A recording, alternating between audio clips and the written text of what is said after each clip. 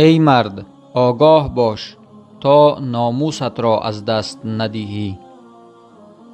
اگر پول و مال و ثروتت را گم کرده ای باکی نیست، زیرا پول و مال و ثروت را باز خواهی یافت. اگر شهرتت را از دست داده ای ملال مباش، زیرا به شهرت هم می توانی زیستن.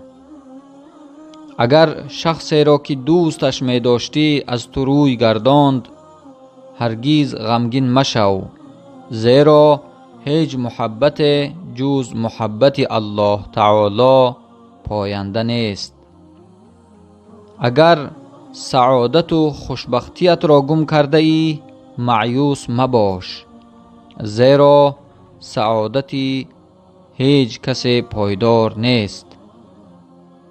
اگر در زیر ظلم و شکنجه قرار داری دل شکسته مشو، زیرا ظالم را سرنوشت تلخ در انتظار است.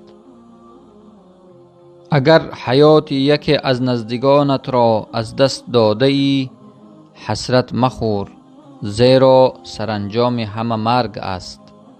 لیکن ای مرد آگاه باش، اگر ناموست را گم کردی، ناموست را از دست دادی، بدان که خیر دنیا و آخرتت را گم کرده ای.